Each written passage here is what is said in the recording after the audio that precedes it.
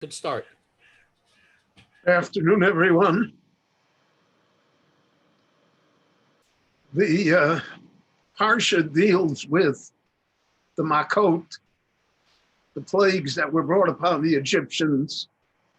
And we know that they were predicted. The Medrash tells us that there was a staff, and on that staff that Moshe had was written the Tzach Hadash B'Achav, what Rabbi Yehuda says later in the Talmud, the abbreviations of the 10 Makot, the Dam, Tzvardei, Kinim, that's the Tzach, Hadash is Orov, Dever, Shchin, B'Achav is Borod, Arbe, Choshech, then Bechoros, Makas Bechoros. So we have by tradition that the Makot are divided into 3 sections. The Tzach, Hadash, Be'achav.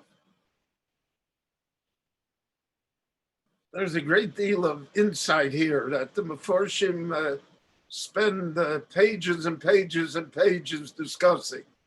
I just want to summarize 1 or 2 ideas, and I think they're very relevant to our time and to current issues that we have. You know, the United States government during the Great Depression, so Franklin Roosevelt created what was called the Tennessee Valley Authority, the TVA. And it was a public works project meant to give employment to people, but it was also meant to improve the environment. And one of its projects was to build a great dam at the Tennessee River that would prevent flooding, and it would provide electricity for an area, a rural area in the United States that until then was not really electrified. After a period of years, it was noticed that the Tennessee River no longer had fish in it. And that because there no longer were fish, there were algae, and then there were diseases, and there were all sorts of problems. And the scientists traced it back to the dam that was built over the Tennessee River. And they found that when the Tennessee River was diverted or held back by the dam, it destroyed the habitat of a small creature called the snail darter. This snail darter, when it went out of the food chain of the fish and of everything else, led to all of the other problems that now were present on the Tennessee River. So the government had to, so to speak, change the dam, destroy part of it, move it, so that eventually the snail darter returned. And when it returned, then the natural environment of the Tennessee River and the Tennessee Valley was restored. And then the blessings that were meant to be present because of this massive work of billions of dollars, now were restored. There's a lesson there. When the Ribono Shel Olam brought the Makos upon the Egyptians, so the first 3 Makos, the Tzach, Dam, Tzvardei, Kinim, are not really direct Makos against the Egyptian person or population itself. I don't know what the Meforshim discuss this plague of Dam. I don't know, the Egyptian population could not have survived 7 days without water. So then it had to be in some sort of a form that there was liquid for them. They were able somehow to survive it. Not only that, the Torah itself tells us that the Chartumim, the wise men of Egypt, the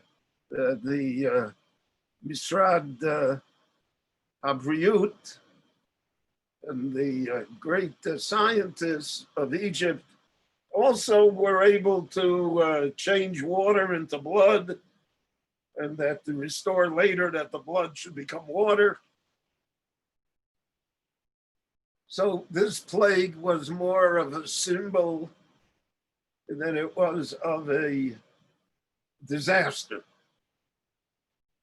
And that's why the Torah said that Moshe used this as an oath, as a miracle, as a sign. It's a warning. And he showed it to the Jewish people first. And that would be one of the signs that the Jewish people would have, that the Lord, so to speak, controls nature, and that the Lord would bring about their redemption. So it was a symbolic punishment more than an actual disaster. And therefore, in the Torah, it says it went away by itself. It was after a week, and then it changed and went away. The second plague, the Tzvardim, about frogs. So it is certainly not comfortable to have frogs in your house, or in your bed, or in your oven. But again, that is not a disaster for Egypt as of yet. It's a terrible discomfort. But again, it does not affect the Egyptian himself.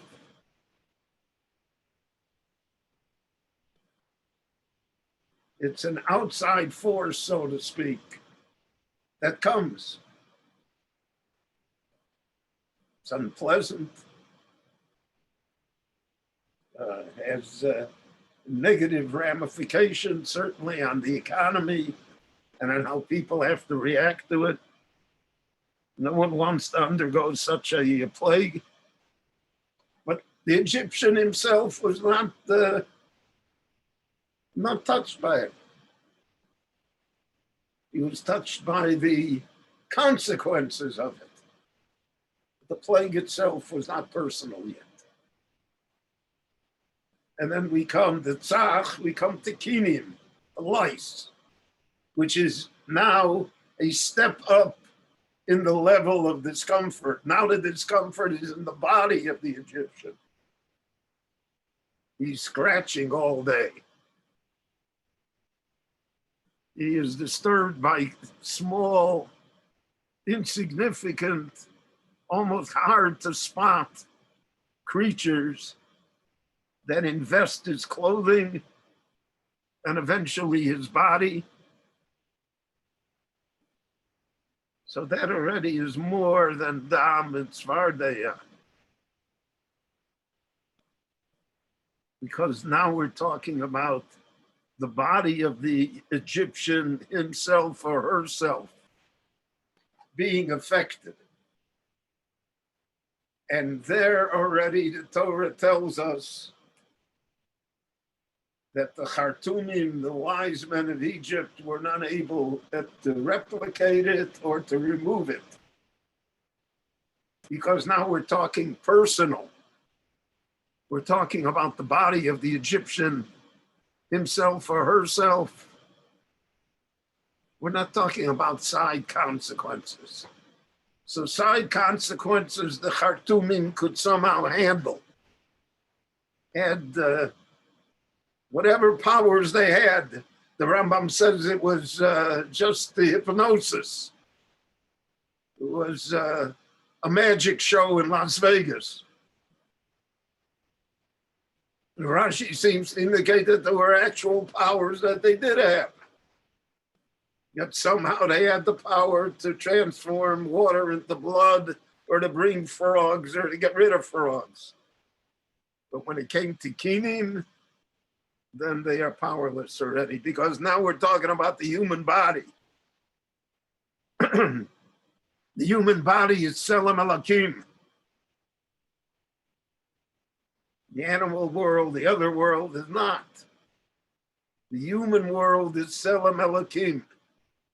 B'Tselem Elokim nivra ha'adam. And therefore, how things affect the human body, that's far different than consequences that come from the outside. So for just as an example of what we're going through, this corona epidemic. So the corona epidemic has many facets to it, many problems. It causes economic dislocation, tremendous problems. It causes social dislocation, tremendous problems. It disturbs our educational system, tremendous problems. But the main problem is not that. The main problem is that, God forbid, people are sick. If people can pass away, God forbid, from it. It's the Tselem Elokim that is affected. All the other problems somehow will be solved, or won't be solved. We'll adjust to them. Would not be the first time in human history that we have to go through a period of economic contraction, of all sorts of financial difficulties. That can always be. And of social difficulties and educational difficulties, all of that can be. But the human body, that's B'Tselem Elohim bara es ha'adam. That's given to God. And therefore, just as kinim was from small lice that couldn't be seen almost, we are afflicted from something that we cannot even see. There's a virus. Where, what, who? Beyond us. So we take steps to combat it. God willing, it will be combated. The vaccines will work. But it's a lesson. And the lesson is because it affects Tselem Elokim. So this Makkah of Kinim is an upgrade already, so to speak. We're not just talking about side effects, about discomfort. We're talking about your Tselem Elokim being affected directly. And when the Tselem Elokim is affected directly, so then the Khartoumim, the great wise men of Egypt, prove themselves to be powerless in the face of this. And then we'll see the next series, Adash. So again, the first two are in the animal kingdom, Orov and Dever. Wild animals roam the streets. Dever is a plague that kills all the domesticated animals. So again, you're not touching the person. These are side effects that are coming upon the human society, the Egyptian society. It's not direct upon them. But the third one, Shchin, that again, the boils on the skin, the constant pain, that affects again the Tselem Elokim. And that's the upgrade. So every third Makkah is an upgrade. The final Makkah in the series is always an upgrade. Because the first two Makkahs do not affect the Tselem Elokim. They do not affect the godly form in which we are created and in whose image we are made. But the third and the sixth Makkah, they are the upgrade. They already affect directly the human being. They come to remind us that we are made B'Tselem Elokim. And since that is how we are created, so therefore that's how we can be affected. The same Elokim, so to speak, that formed us that way is the same Elokim that can visit upon us plagues. And the Jewish people had to learn that lesson. You should know that the Yasser Makos, the 10 plagues, were not only plagues on the Egyptians, they were instructional plagues for the Jewish people in order to prepare them to become a Mamleches Kohanim and a Goy Kadosh and to accept the Torah at Sinai. So tomorrow we'll continue with this. Again, I want to thank you all for watching. Please stay well and get yourself vaccinated. And we're going to be back in shul very shortly, Emir Hashem. Kol Tuv Selo.